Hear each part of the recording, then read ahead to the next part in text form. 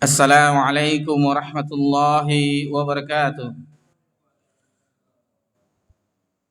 Alhamdulillah hamdan katsiran thayyiban mubarakan fih kama yuhibbu rabbuna wa yarda. Ashhadu an la ilaha illallah wahdahu la syarika lah wa ashhadu anna Muhammadan abduhu wa rasuluh sallallahu alaihi wa ala alihi wa man sara ala nahjih wa tamassaka bi sunnati ila yaumiddin wa salaman tasliman katsira. Ya ayyuhalladzina amanu taqullaha haqqa tuqatih wa la tamutunna illa wa antum muslimun. Amma ba'da. Puji syukur kehadiran Allah Subhanahu wa taala atas segala limpahan nikmat yang tiada terhingga. Kemudian salawat beriringkan salam kepada Nabi kita tercinta Nabi Muhammad sallallahu alaihi wasallam. Ikhwani fid din wa akhawati fillah rahimakumullah. Sebelum kita melanjutkan pelajaran kita di Sirah Nabawiyah, kita mengingatkan kembali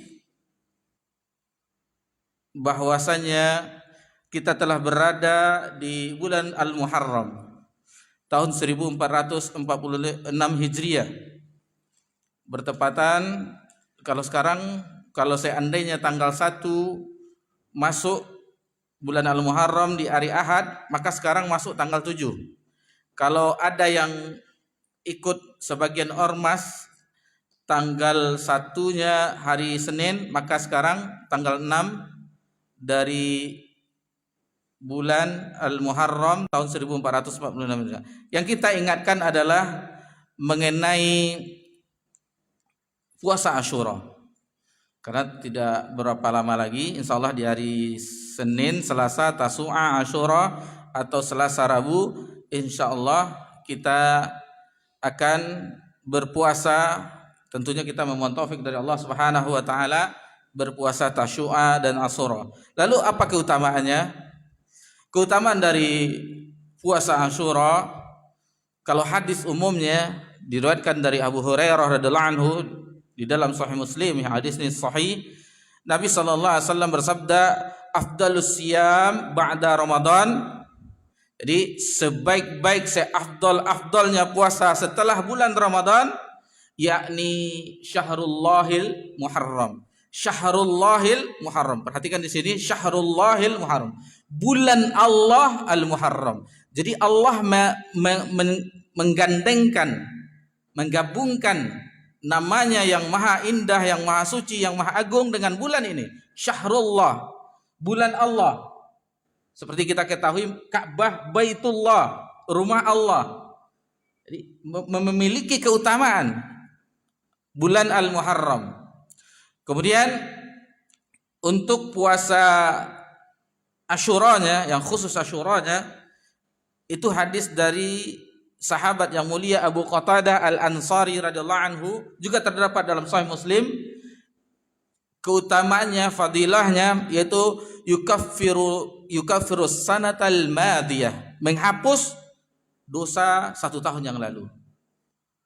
1 hari kita berpuasa menghapus dosa 1 tahun yang lalu. Dijelaskan oleh Imam An-Nawawi bahwasanya dosa-dosa yang dihapuskan tersebut adalah dosa-dosa kecil. Adapun dosa besar itu butuh taubat, butuh penyesalan, butuh istighfar yang benar-benar, mohon ampun kepada Allah Subhanahu wa taala, menyesalinya dan tidak terniat untuk mengulanginya kembali. Kemudian mengenai Tasu'a dan Asyura, kita mengetahui hadis riwayat Ibnu Abbas radhiyallahu anhu yang diriwayatkan juga Imam Muslim dalam sahihnya, yaitu Nabi sallallahu alaihi wasallam mendapat kabar dari sahabat bahwasanya ahlul kitab, orang-orang Yahudi dan Nasrani juga berpuasa Asyura.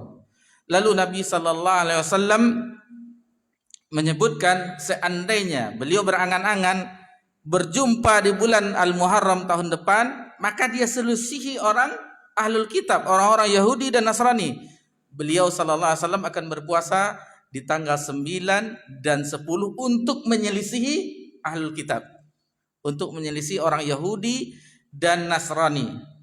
Tetapi di tahun depannya qadarullah ma syafa'al, Nabi sallallahu alaihi wasallam diwafatkan oleh Allah Subhanahu wa taala tidak berapa bulan setelahnya, di bulan Rabiul Awal.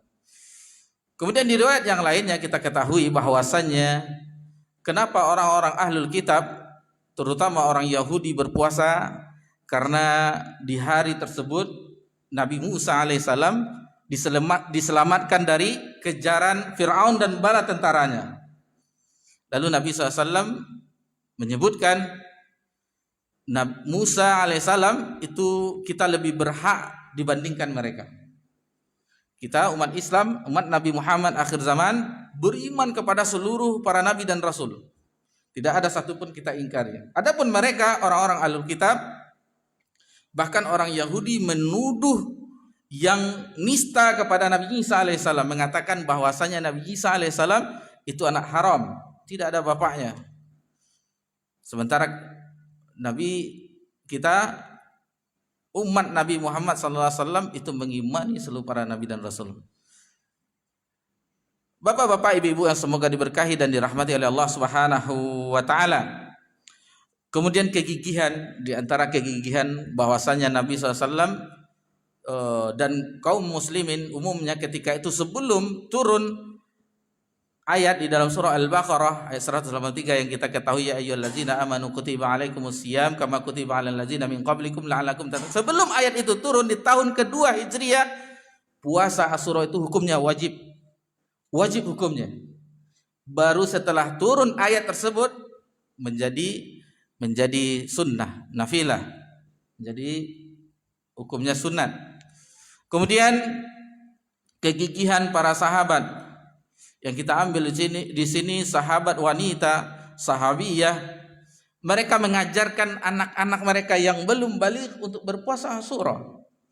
Bahkan mereka membuat mainan dari wol dan yang lainnya. Seandainya anak-anak tersebut menangis kelaparan, ini salah sahabat yang bernama Rubayy radhiyallahu anha, bahwasanya ketika mereka lapar dikeluarkan mainan sehingga anak-anak itu sibuk dengan mainan sampai berbuka puasa.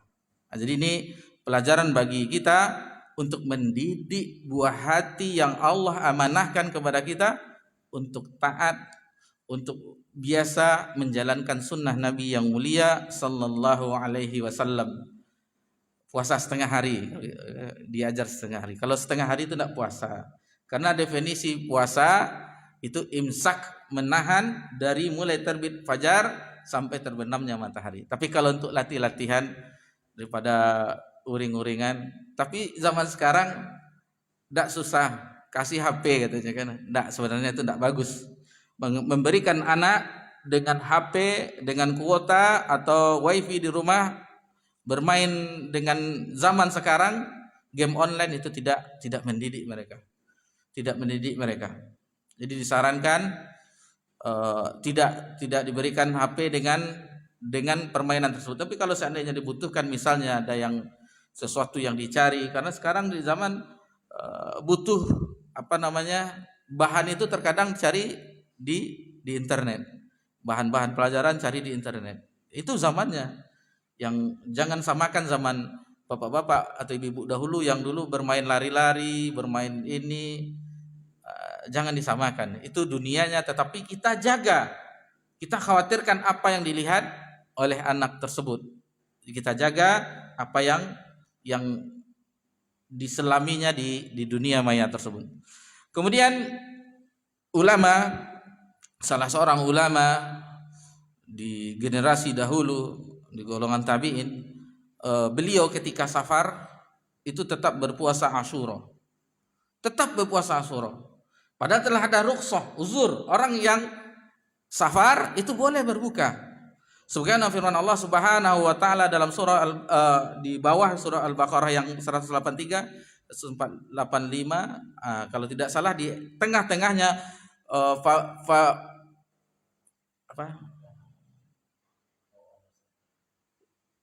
Faiza faman kana minkum maridon aw ala safarin fa'iddatu min ayyamin ukhar. Jadi apabila seseorang itu dia safar atau sakit, maka itu bisa diganti yang di hari yang lain. Itu bulan Ramadan diqadha bisa sampai Ramadan berikutnya, terakhir di bulan Sya'ban itu bisa diganti.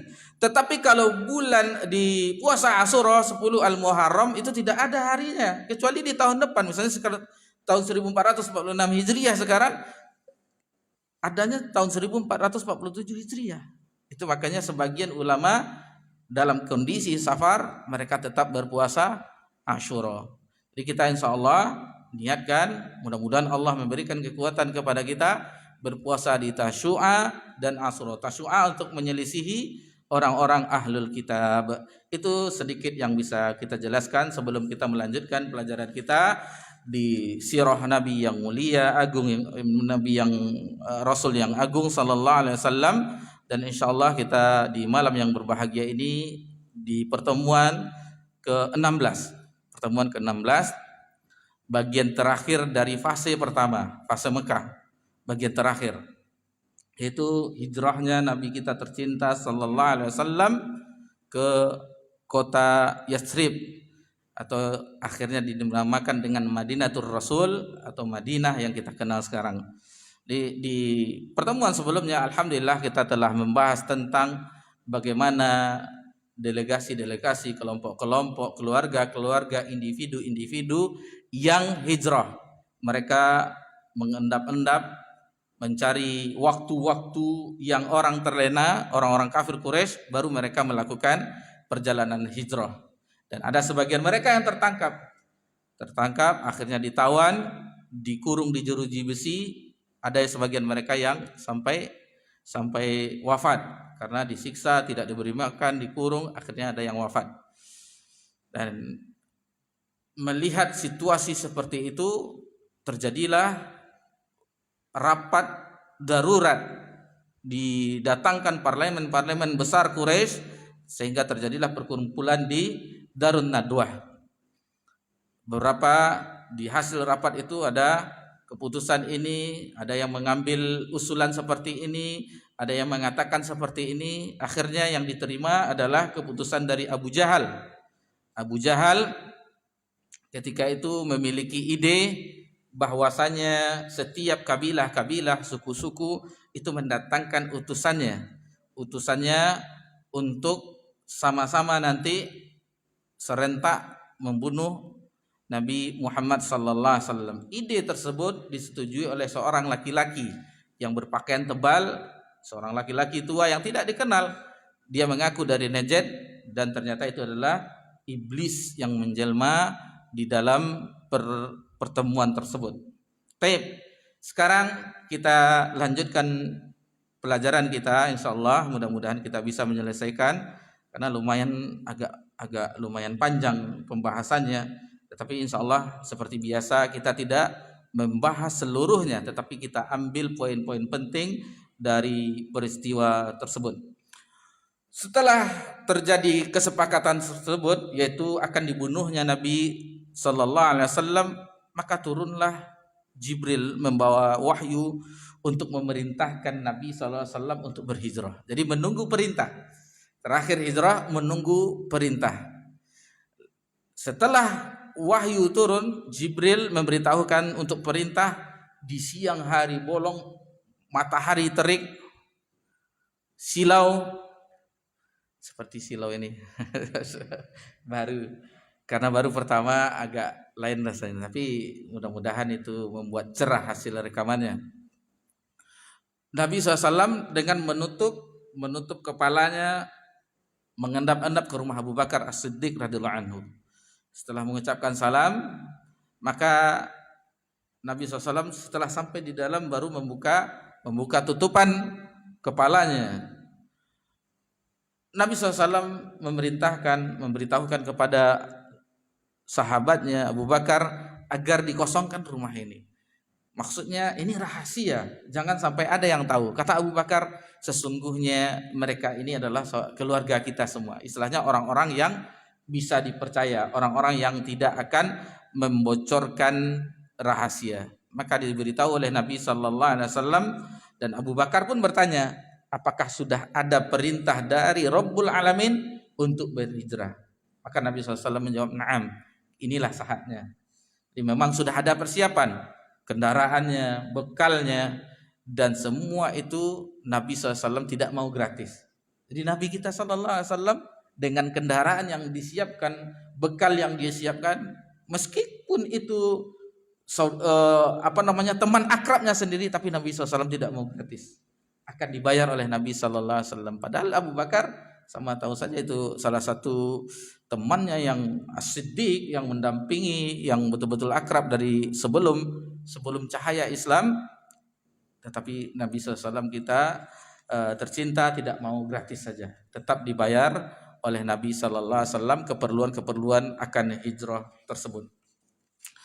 Jadi blokade yang dilakukan oleh orang-orang kafir Quraisy dengan mengumpulkan kabilah-kabilah tadi, maka terpilihlah di parlemen Darun Nadwah tersebut 11 orang pemuka Quraisy semuanya.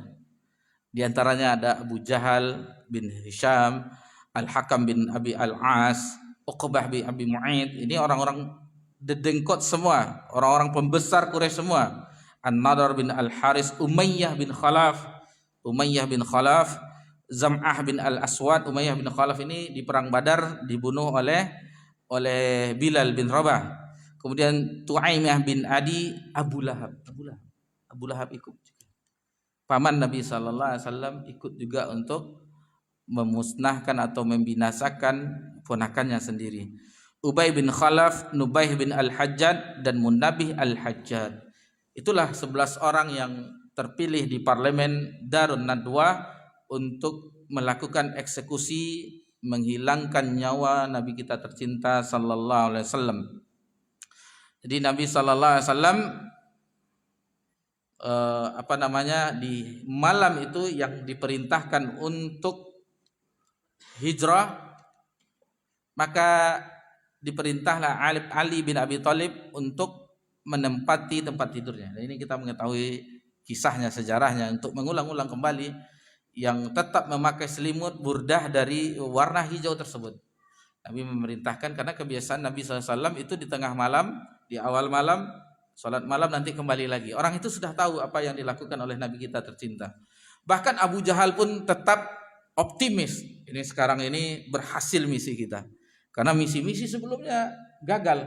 Misi-misi sebelumnya untuk menghambat dakwah, untuk apapun dilakukan. Dan sekarang ini ide dari Abu Jahal, dan mereka pun semuanya setuju.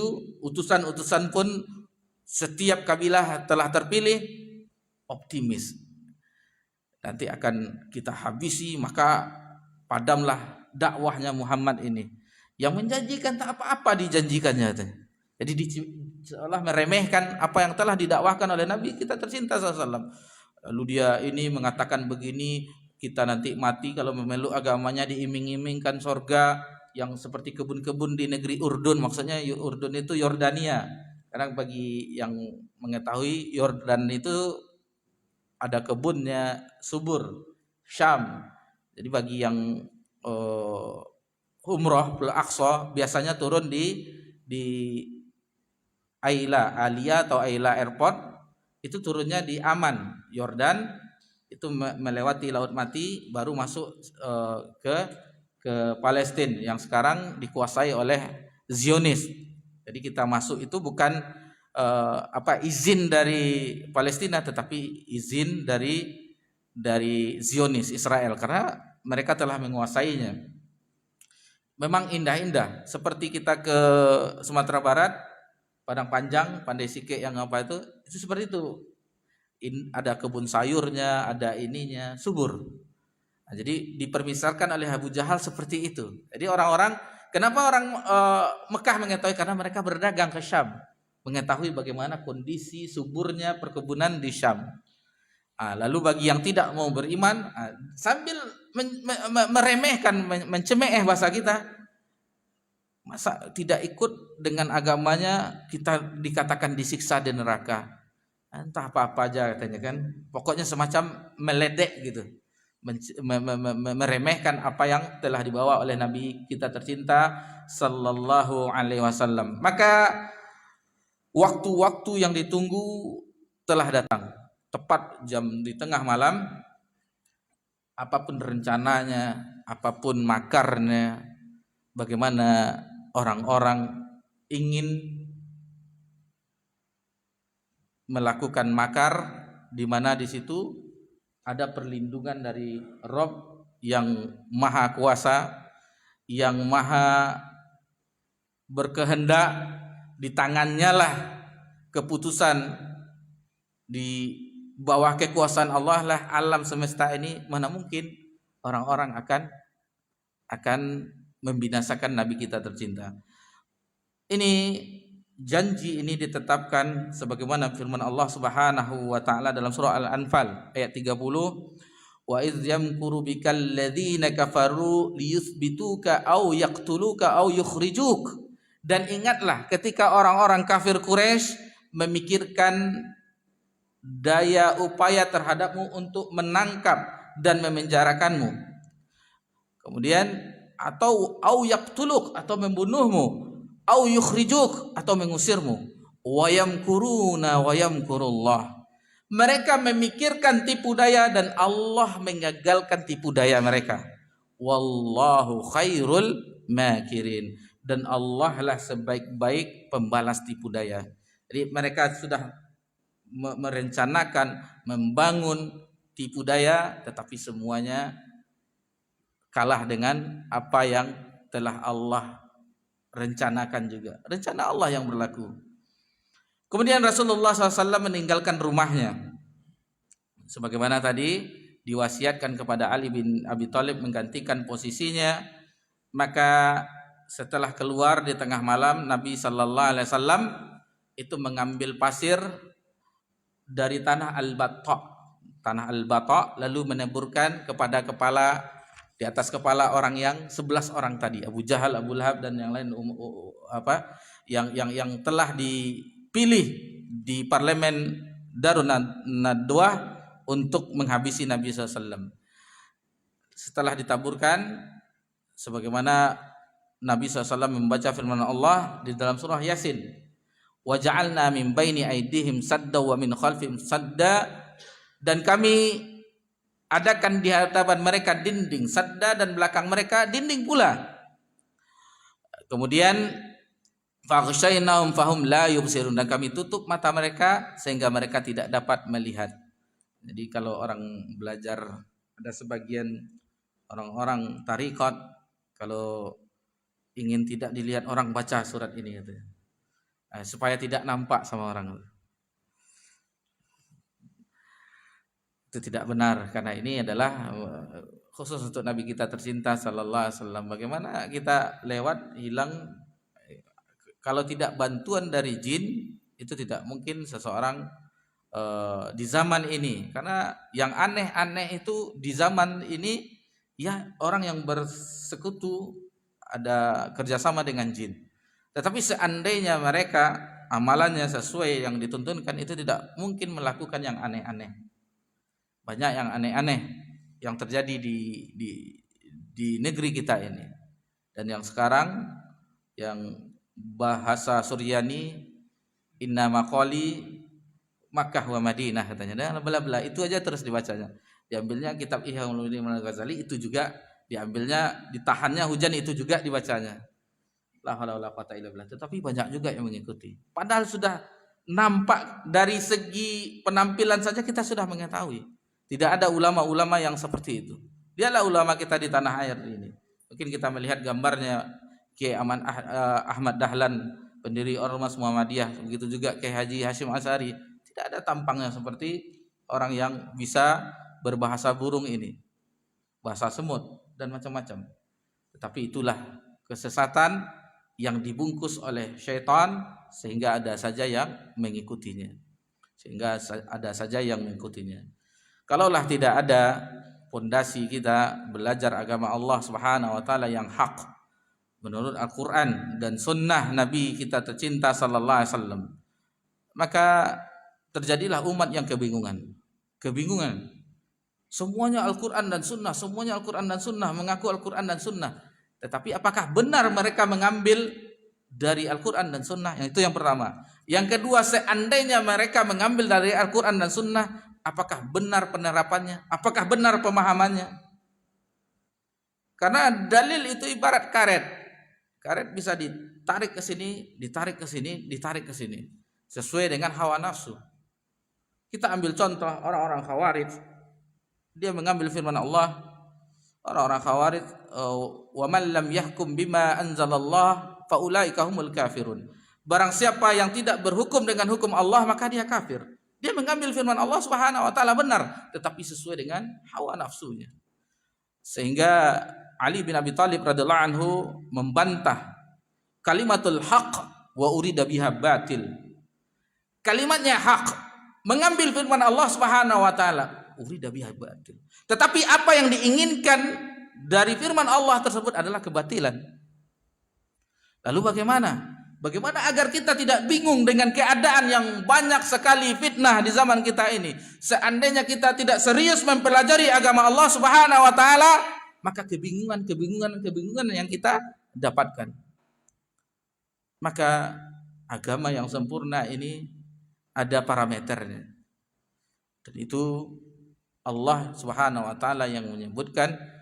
Kemudian Nabi kita tercinta sallallahu alaihi wasallam, itu pemahaman yang sahih adalah pemahaman generasi awal umat ini. Generasi sahabat, tabi'in dan tabi'ut tabi'in. Itulah generasi yang direkomendasi oleh Allah Subhanahu wa taala, as-sabiquna wal awwaluna minal muhajirin wal ansar. Surah Taubah ayat 100. Orang-orang yang awal-awal dari golongan muhajirin dan ansar itu dijamin oleh Allah Subhanahu wa taala. Kemudian Nabi SAW juga menyebutkan khairun nas qarni, sebaik-baik manusia adalah qarni, di zaman Nabi SAW yang mendidik para sahabat di Masjid Nabawi atau di dalam perjalanan atau di dalam sesuatu duduk-duduk. Karena kalau kita baca ketika kami sedang duduk bersama Nabi SAW, ketika kami berjalan bersama Nabi, safar bersama Nabi SAW, kita dengarkan hadis-hadis seperti itu bunyinya.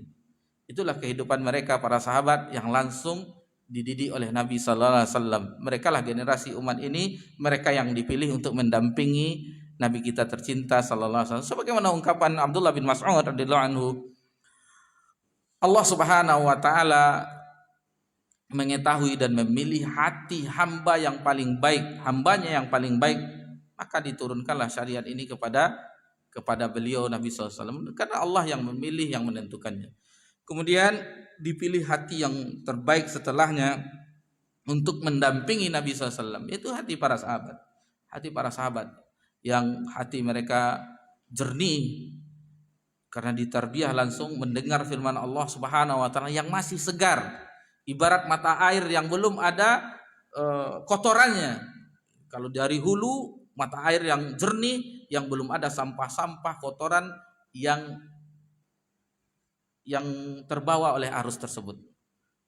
Itulah generasi yang tidak ada subhat-subhatnya, kerancuannya, yang Allah langsung, dan para ulama pun juga menyebutkan seperti itu.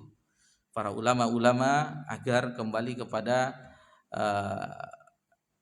seperti ungkapan Imam Malik, la adalah solehal hazil ummah, tidak baik urusan umat ini kecuali baiknya urusan sebagaimana awalnya. Nah, jadi tidak akan baik urusan umat ini sebagaimana baiknya urusan awalnya. Maksudnya bagaimana generasi awal itu baik, kalau tidak mencontoh seperti itu maka tidak akan baik umat setelahnya. Baik. Ini agak sedikit keluar dari tema kita, mudah-mudahan itu bermanfaat. Baik. Setelah terjadi pemblokadean tadi, maka Nabi sallallahu alaihi wasallam menuju rumahnya Abu Bakar, dan mereka pun berangkat menuju gua yang kita kenal dengan Gua Thur. Jadi perjalanan Nabi sallallahu alaihi wasallam hijrah itu itu tidak melewati perjalanan yang biasa dilakukan oleh orang-orang untuk ke situ, untuk dari Mekah ke Madinah, bukan jalan yang biasa, tetapi diambil jalan yang lainnya. Misalnya seharusnya dia supaya kita mudah memahaminya, misalnya dia mau ke pasar pusat dari sini Ramayana, seharusnya keluar dari Jalan Tengku belok ke arah kanan. Tapi Nabi SAW memilih arah yang lainnya, arah ke arah Yaman, ke arah Kubang. Itu supaya kita mudah memahaminya. Jadi Nabi SAW tidak melewati jalan yang biasa dipakai untuk orang melakukan perjalanan ke Madinah, dipakai arah lain, sehingga sampailah Nabi SAW di sebuah gua Sur yang kita kenal itu selama 3 hari. Selama 3 hari 3 malam bersembunyi di situ. Dan selama 3 hari itu orang-orang kafir Quraisy itu berpencar mencari. Sampai-sampai Abu Jahal naik pitam karena sudah merasa ditipu oleh Nabi sallallahu alaihi wasallam. Sebelumnya dia sudah pede di ide kali ini akan berhasil.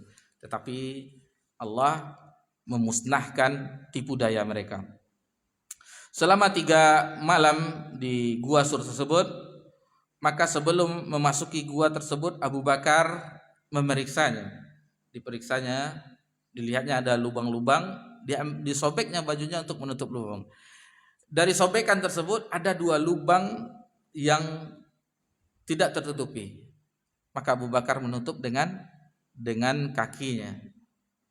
Setelah masuk aman, masuklah Nabi. Lalu Nabi SAW tidur di dekat, berbantalkan pahanya Abu Bakar. Lalu sambil menutup, akhirnya kena sengat binatang. Disengat oleh binatang. Abu Bakar khawatir, seandainya dia berteriak atau menahan sakit, bergerak, maka terbangunlah Nabi SAW. Tetapi ditahannya. Karena menahan sakit, keluarlah air matanya. Air matanya itulah yang menetes ke Nabi SAW sehingga Nabi SAW terbangun.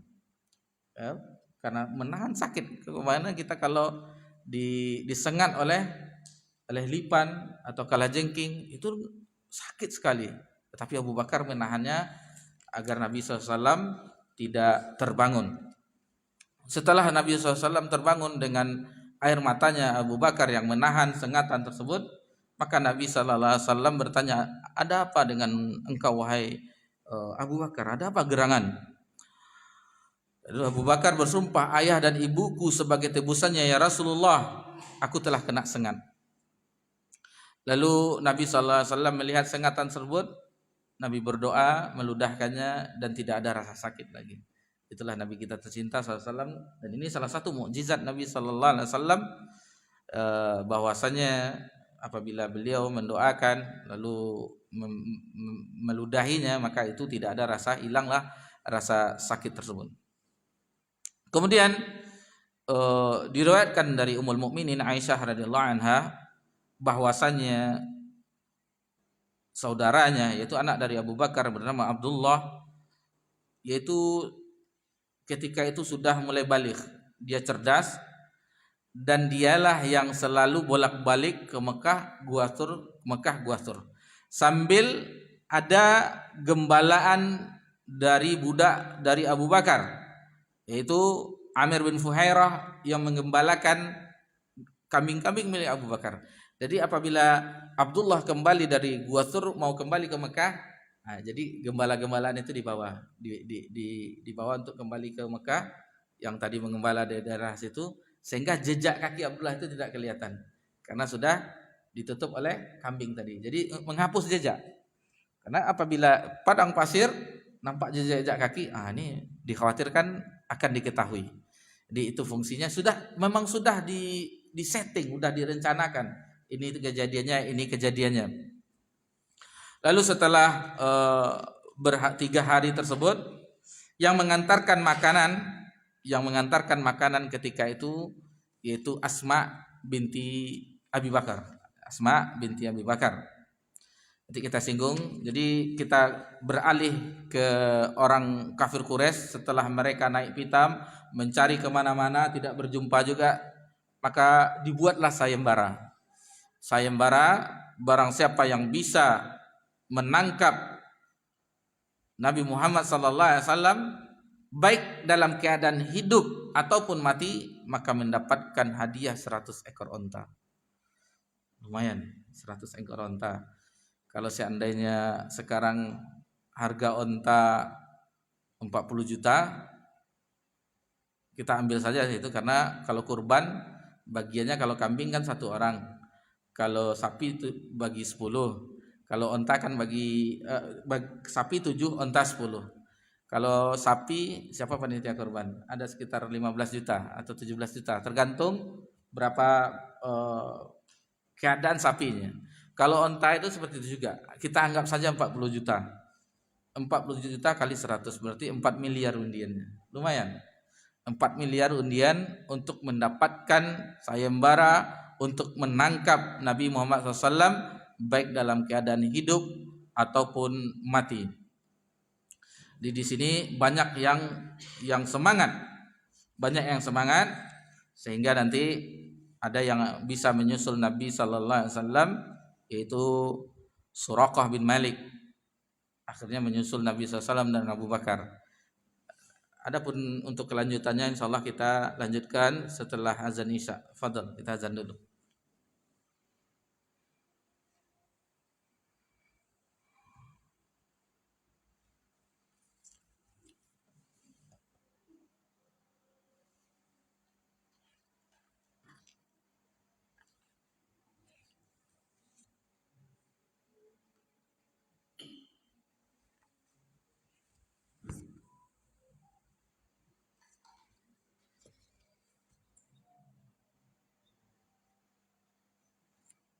Allahu Akbar,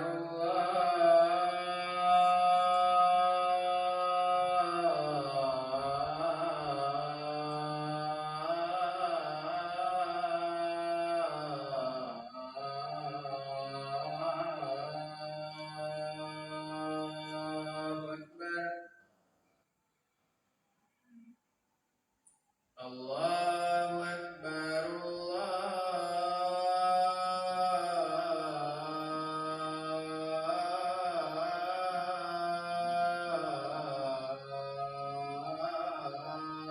Allahu Akbar. Asyhadu an la ilaha illallah.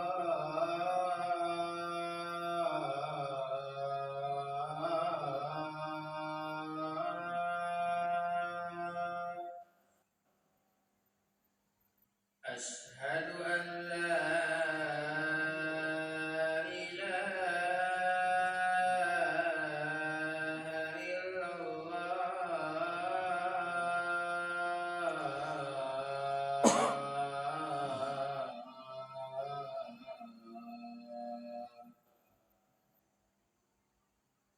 Asyhadu anna Muhammadar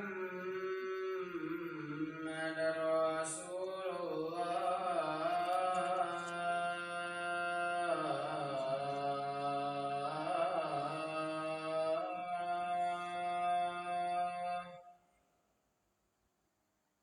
Asyhadu anna Muhammadar Rasulullah.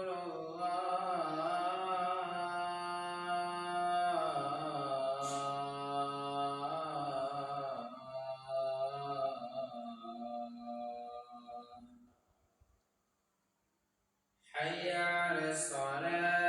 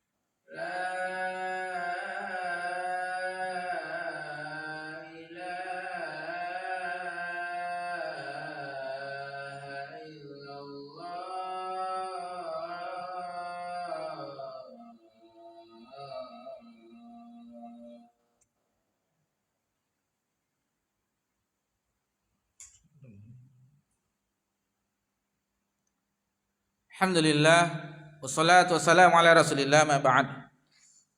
Bapak-bapak, ibu-ibu yang semoga diberkahi dan dirahmati oleh Allah Subhanahu wa taala. Kita melanjutkan perjalanan Nabi SAW hijrah menuju Madinah. Setelah melakukan sayembara, maka orang itu mencari dari seluruh arah.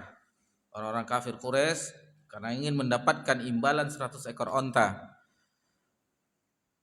Sebagian yang mencari Nabi sallallahu alaihi wasallam dan Abu Bakar As-Siddiq radhiyallahu anhu sampai ke Gua Sur.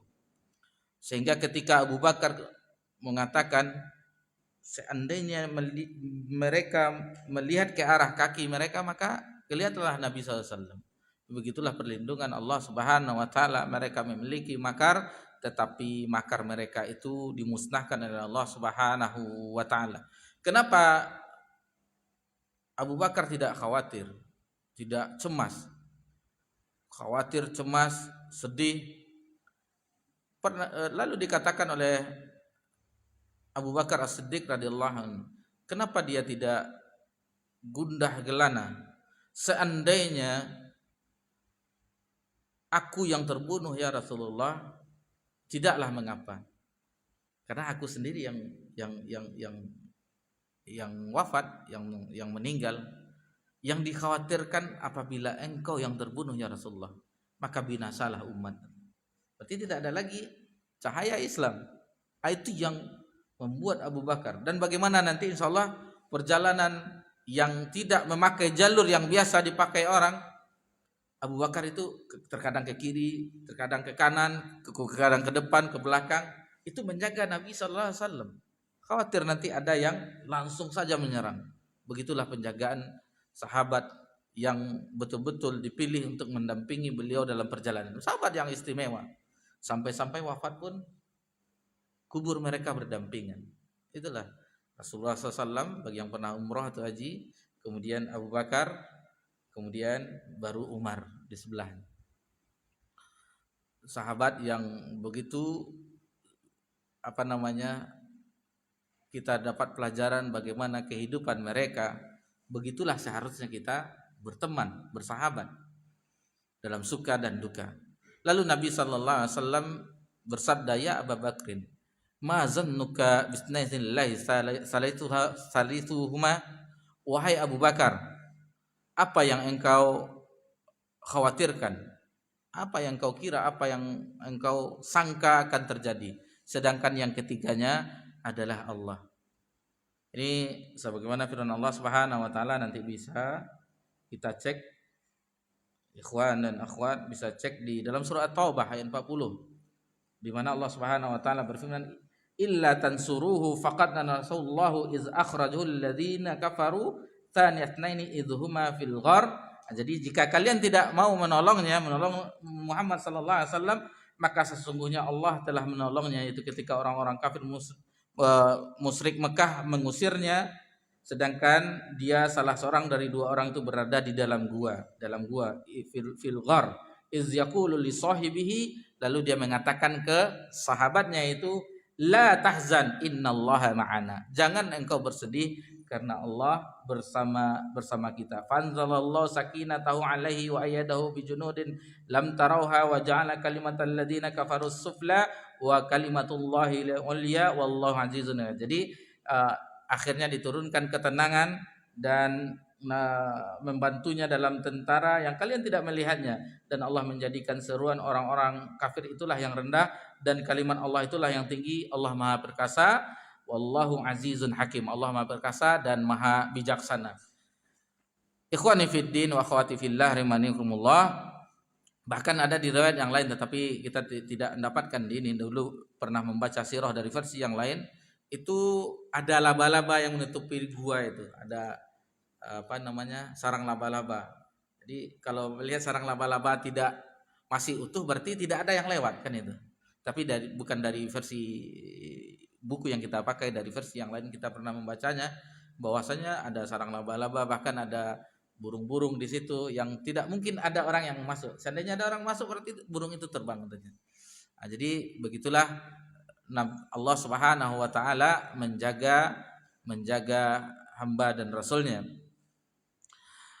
Setelah tiga malam, yang mengantar tadi adalah Asma binti Abu Bakar. Jadi Asma binti Abu Bakar ini bagaimana dia mengantarnya dalam keadaan begitulah, dalam keadaan hamil juga, kemudian membawa apa namanya, perbekalan itu, nyawa tantangannya. Seandainya itu kedapatan, itu bisa disiksa juga, sebagaimana orang itu ketika mencari ke rumah Abu Bakar setelah kecolongan, istilahnya seolah-olah ditipu oleh Nabi, karena tidak ada Nabi di tempat tidur itu, dijumpai Ali, sehingga Ali pun ditawan, dikurung, dibawa ke Masjidil Haram. Begitu juga setelah sampai ke rumah Abu Bakar, itu ditanya, yang menghadapi ketika itu Asma binti Abu Bakar. Kata Asma, kami tidak mengetahui bagaimana sosok Abu Jahal yang kita mengetahui wataknya yang kasar, langsung ditamparnya Asma binti Abu Bakar, ditampar sehingga anting-antingnya berserakan. Kuat tamparan Abu Jahal tersebut. Begitu juga dengan kisah ini, bagaimana Asma binti Abu Bakar yang mengantarkan makanan ke Nabi SAW dan ayahnya Abu Bakar, di dalam perjalanan tidak lupa membawa tali pengikat. Jadi sehingga itu dia mengambil, ada sesuatu diikat pinggangnya, disobeknya menjadi dua, maka satu bekal itu diikatkan ke makanannya dan satu lagi diikatkan untuk dipakainya. Jadi disobek duanya ikat pinggangnya, untuk semacam ikat pinggang di zaman dulu, kita tidak tahu apa dari apa, tetapi itu ikat pinggang untuk mengikat makanan itu, yang satu tetap dipakainya. Ketika itulah dia diberi julukan. Jadi Asma binti Abu Bakar julukannya, gelarnya Zatun Nitqain, yaitu pemilik dua ikat pinggang. Zatun Nitqain. Zunnurnain, Utsman bin Affan memiliki dua cahaya, kan itu. Ada yang mengatakan ulama dua cahaya karena dua putri Nabi SAW sempat dinikahi Ruqayyah apa Ummul Kulsum, apabila wafat diberikan lagi yang satu lagi oleh Nabi SAW. Kata Nabi SAW, seandainya masih ada anak perempuannya maka tetap dinikahkan kepada Utsman. Tetapi ketika itu yang ada Fatimah, sementara Fatimah memiliki suami, sehingga itu salah satunya. Ada yang mengatakan kenapa Utsman digelari memiliki dua cahaya. Yang pertama karena Utsman pernah membeli sumur yang ketika itu musim penceklik, dibeli kepada orang Yahudi dengan harga yang mahal, maka sumur tersebut dihibahkan oleh Utsman. Di satu lagi peristiwanya, yaitu keadaan penceklik juga, Umar membeli semua bahan makanan dari orang-orang yang datang, maka semua bahan makanan tersebut dibagikan kepada orang-orang di penduduk Madinah yang ketika itu musim penceklik. Kemudian kita melanjutkan bagaimana keadaan. Jadi Nabi SAW mengambil jalur lain, arahnya ke Yaman. Tadi gua suruh Yaman, melintasi ke arah barat pesisir Laut Merah. Mungkin ada yang terbayang, arah-arah ke Jeddah itu Laut Merah, arah ke Sudan nanti menyeberang Laut Merah, yang seharusnya tidak lewat situ. Jadi nanti ada nama daerahnya, Usfan, Udaid, Lake, kita nggak tahu karena kita nggak tahu daerahnya. Ada Marjih Zil Ghudwain, ada Zil Qaish, ada Ajrat, ada Atihin dan Al-Araj, dan akhirnya sampai ke Kuba. Atau kita supaya mudah memahaminya, kita ambil lagi pasar pusat Sukaramai tadi. Seharusnya dari Tengku Bay, kita dari sini belok kanan lurus Sudirman, dah sampai flyover, 2 kali flyover lurus sampai. Kan itu biasa jalan yang dilalui. Tetapi memilih jalan yang lain, arah ke Kubang, mutar dulu Arengka atas, mutar lagi Pasar Pagi, mutar lagi masuk Arifin Ahmad, masuk Jalan Paus, masuk ke jalan utama Jalan Nenas, belok ke sini baru sampai ke situ. Jadi milih jalan lain, milih jalan yang tidak biasa digunakan oleh orang menuju ke Yathrib. Ada beberapa peristiwa penting yang terjadi yang dikisahkan oleh mu'allif. Ada 7 kisah di sini sebelum sampai Kuba. Kita singkat saja karena waktu. Mudah-mudahan yang singkat ini kita memahaminya. Yang pertama, Imam Bukhari meriwayatkan dari Abu Bakar As-Siddiq. Jadi dari Abu Bakar As-Siddiq yang langsung menceritakan. Beliau berkata, kami melakukan sepanjang malam dan begitu pula keesokan harinya sampai jalanan itu tidak ada lagi, sepi, lengang, tidak ada seorang pun yang lewat. Lalu kami menjumpai batu besar, di situ kami istirahat dan di situ ada seorang yang mengembala. Lalu ditanya, dari mana Tuhan ini, mau kemana Tuhan ini? Biasa kita jika berjumpa dengan orang, dari mana, hendak kemana, biasa. Lalu karena mereka dalam keadaan seperti itu ditanyakan, adakah sesuatu yang bisa diambil air susunya? Ya, lalu dia mengambil seekor kambing pengembala tadi, lalu dibersihkan kotorannya, akhirnya diambillah, diperahnya susunya, lalu Nabi SAW dan Abu Bakar pun minum. Jadi Abu Bakar yang mengambil, sementara Nabi masih di batu besar tadi, juga mengambilkan air untuk berwudu untuk sholat. Begitulah pelayanan Abu Bakar As-Siddiq kepada Nabi tercinta, walaupun dia membawa seorang yang itu sebagai penunjuk jalan bernama Abdullah bin Uraikid Al-Laits. Jadi penunjuk jalan yang mengetahui medan jalannya seandainya memilih jalur yang tidak dilewati orang. Yang kedua, kejadiannya yaitu kebiasaan Abu Bakar As-Siddiq membonceng Nabi sallallahu alaihi wasallam. Ketika berjumpa di jalan, ada yang bertanya, siapa laki-laki yang bersamamu? Lalu Abu Bakar mengatakan, orang yang menunjuki jalan. Maksudnya seolah-olah itu tauriyah, tauriyah bahasanya, maksudnya tidak itu. Maksudnya itu bukan bohong, tetapi dia benar. Seperti di zaman fitnah, zaman Imam Ahmad bin Hanbal terjadi fitnah bahwasanya Al-Quran itu adalah makhluk, bukan kalamullah.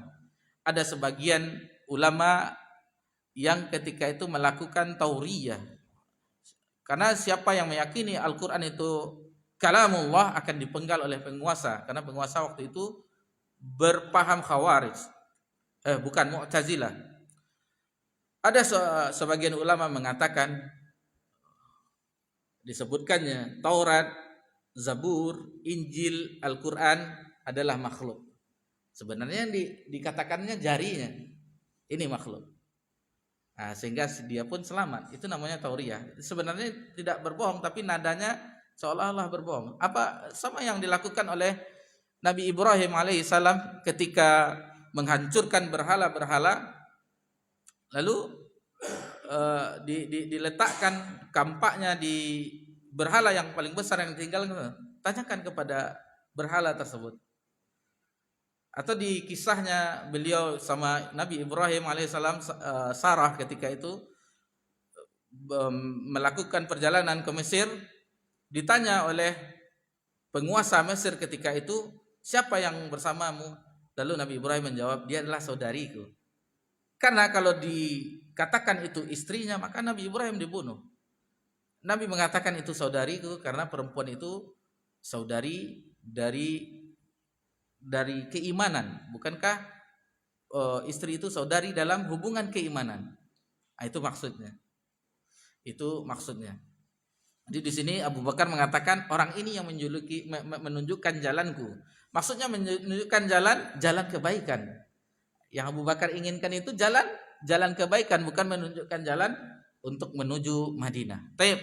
Yang ketiga, kejadian Surakah bin Malik yang kita sebut tadi, yang kita singgung.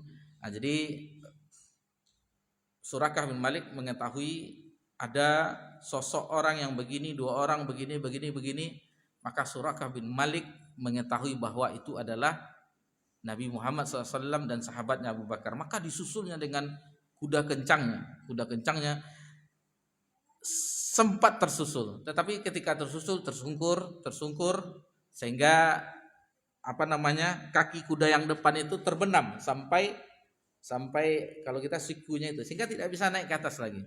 Dalam kondisi seperti itu, maka tidak ada yang bisa dilakukan oleh Suraqah bin Malik karena kondisinya yang seperti itu. Nabi pun tidak membunuhnya, Abu Bakar juga tidak membunuhnya. Cuman yang diinginkan jangan dibocorkan rahasianya. Maksudnya jangan diberitahu seandainya nanti kembali Suraqah bin Malik ke Mekah, jangan diberitahu bahwa posisinya di sini. Itu aja yang diinginkan oleh Nabi sallallahu alaihi wasallam. Taib. Yang keempat peristiwanya yaitu dalam perjalanan. Ini yang luar biasa kisahnya. Beliau melewati kemahnya, jadi ada di suatu perjalanan yang tidak biasa dilewati orang, ada kemah tenda-tenda yang dimiliki oleh Ma'bad Al-Khuzayyah. Jadi Ummu Ma'bad yang di situ dalam tenda tersebut, kemudian ada gembala-gembala, sementara Abu Ma'bad mencari padang-padang rumput yang lain karena di situ tidak ada padang rumput untuk dimakan oleh gembalaannya. Ketika mampir di situ singgah, lalu Nabi sallallahu alaihi wasallam dan Abu Bakar menanyakan, adakah sesuatu yang dimiliki agar kami bisa mengisi keadaan perut yang lapar, yang segala macamnya. Lalu diperhatikan oleh Nabi, domba yang kurus, yang tidak mungkin bisa diperah air susunya. Bagaimana kondisi domba ini, wahai Ummu Ma'bad? Ditanyakan kepada Ummu Ma'bad. Dia adalah domba yang seperti itulah keadaannya, yang kurus, yang tidak bisa mampu mencari makan lagi. Lalu bagaimana keadaan air susunya? Ya tidak ada lagi, sudah kering air susunya. Lalu akhirnya Nabi sallallahu alaihi wasallam berdoa seperti biasa, mukjizat di antara mukjizat Nabi kita tercinta sallallahu alaihi wasallam, berdoa lalu mengusap-ngusap ke arah puting susu domba tersebut, maka keluarlah membengkak air susu yang banyak. Bahkan diberikan kepada keluarga Ummu Ma'bad, diberikan juga kepada yang lain yang di sekitar situ berada. Nabi SAW dan Abu Bakar pun kenyang sampai juga bisa dibawa untuk bekal. Setelah kepergian Nabi SAW, maka pulanglah Abu Ma'bad Al-Khuzayyah dari gembalaannya. Lalu diperhatikannya, ada stok susu, ada ini. Adakah ada orang yang datang tadi? Ada. Lalu bagaimana? Kata penulis, adapun tentang bagaimana ciri-ciri fisik Nabi SAW yang lengkap diceritakan oleh Ummu Ma'bad akan dibahas pada bagian akhir nanti pada kitab ini. Jadi Nabi SAW itu begini, orangnya begini, orangnya begini. Lalu Abu Ma'bad mengatakan, wallahi demi Allah, itulah orang-orang yang dibicarakan oleh orang Mekah. Itulah ciri-ciri yang dicari-cari oleh orang Mekah, yang seandainya mendapatinya akan mendapatkan sayembara yang kita sebutkan tadi, 100 ekor onta. Jadi itulah beberapa keadaan dalam perjalanan. Yang kelima, di dalam perjalanan Nabi sallallahu alaihi wasallam dan Abu Bakar bertemu dengan Buraidah bin Al-Husayb Al-Aslami yang membawa 80 keluarganya. Jadi Nabi SAW sampai sholat Isya di rumahnya Buraidah, yang akhirnya Buraidah itu pindah akhirnya di zaman terjadi setelah perang Uhud, menjumpai Nabi SAW. Tetapi akhirnya ketika Nabi singgah mampir di situ yang di 80 keluarga, akhirnya merekanya semua yang 80 keluarga itu menyatakan keislamannya. Yang keenam kejadian yaitu melewati Abu Taus Tamim Al-Hajar. Jadi banyak yang dilewati oleh Nabi sallallahu alaihi wasallam, yang mana di semuanya kisah-kisah tersebut ada kisah-kisah yang sungguh menakjubkan di setiap perjalanan Nabi sallallahu alaihi wasallam. Bahkan Nabi sallallahu alaihi wasallam akhirnya ada ontanya yang kan memiliki 2 kendaraan, akhirnya satu tunggangan dengan satu onta saja dengan Abu Bakar karena kondisi onta yang satu lagi sudah melelahkan. Yang ketujuh, sebagaimana diceritakan oleh Az-Zubair, Nabi sallallahu alaihi wasallam akhirnya sampai di Kuba. Jadi kita singkat saja yang singgah-singgah tadi karena lebih kurang sama kisahnya, yang setiap disinggahi oleh Nabi SAW itu mendapatkan keberkahan, sebagaimana tadi di keluarga Ummu Ma'bad yang air susu dombanya, peliharaannya, gembalaannya itu yang biasanya kering itu banyak air susunya. Kemudian di Kuba Nabi SAW singgah di situ sebelum masuk ke Yastrib, kota Madinah. Jadi memang yang disebutkan oleh Urwah bin Zubair, sebagian mereka sudah melihat menanti-nanti Nabi sallallahu alaihi wasallam di ke arah Al-Harrah namanya. Jadi ini posisi memasuki Madinah dari Al-Harrah, nama daerah di sudut kota Madinah. Dari situlah nanti Nabi, sehingga ada yang memanjat pohon kurma, ada yang naik melihat sosok-sosok akan datangnya, karena sudah dikabarkan Nabi SAW dan Abu Bakar akan datang. Al-Imam Ibnu Qayyim sebagaimana dinukil oleh muallif dalam kitabnya Zadul Ma'ad menyebutkan bahwasanya terdengar suara hiruk pikuk dan takbir di perkampungan Bani Amir bin Auf karena kedatangan Nabi SAW, dan mereka bergembira dengan kedatangan Nabi sallallahu alaihi wasallam, sehingga Allah Subhanahu wa taala menurunkan firman-Nya di dalam surah At-Tahrim ayat 4. Fa innallahu wa maulahu wa Jibril wa salihul mu'minin wal malaikatu ba'da dzalika dzahir. Maka sesungguh Allah adalah pelindungnya, dan begitu pula Jibril dan orang-orang mukmin yang baik, dan selain itu malaikat-malaikat adalah penolongnya juga. Di Bani Amr bin Auf itulah keadaan. Orang menyangka Bani Amr bin Auf itu yang Rasulullah itu adalah Abu Bakar, mengucapkan salam ke Abu Bakar. Bagi yang belum pernah melihat Nabi sallallahu alaihi wasallam, yang belum pernah haji atau umrah atau melakukan baiat Aqabah, itu tidak tahu mengetahui bagaimana Nabi SAW bentuknya bagaimana. Jadi orang mengucapkan salam kepada Abu Bakar, menyangka Nabi itu adalah Abu Bakar. Tetapi di tengah terik yang agak mulai, maka Nabi dilindungi Abu Bakar menuju Nabi SAW yang sedang duduk. Dilindungilah Nabi SAW oleh Abu Bakar dari terik matahari. Dari peristiwa itu maka diketahuilah bahwasanya yang Rasulullah adalah orang yang duduk yang melindungi Nabi SAW dari teriknya matahari. Jadi Nabi SAW di Kuba itu selama 4 hari. Hari Senin, Selasa, Rabu dan Kamis. Dan di dalam 4 hari itu membangun masjid yang disebut dengan Masjid Kuba. Yang kita mengetahuinya bahwasanya diriwayatkan Imam Tirmizi dalam sunannya, barang siapa yang berwudu dari tempat tinggalnya, atau bagi yang haji dan umroh dari hotelnya berwudu lalu pergi ke Masjid Kuba, maka dia mendapatkan pahala seperti umroh.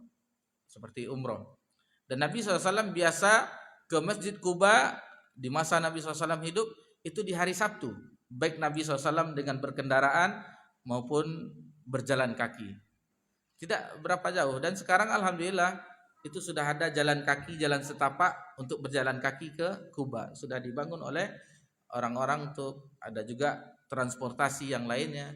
Alhamdulillah itu dimudahkan. Dan bagi yang city tour itu biasanya ada singgah ke Masjid Kuba yang memiliki keutamaan. Masjid yang pertama kali ussisa ala taqwa, nanti bisa dilihat dalam surah At-Taubah ayat 108, yaitu masjid yang pertama dibangun atas landasan asas takwa, Masjid Kuba. Dan di hari Jumatnya Nabi sallallahu alaihi wasallam melanjutkan perjalanan ke Yastrib. Sebagaimana kita sebutkan, sama juga kejadiannya. Kalau kita kembali ke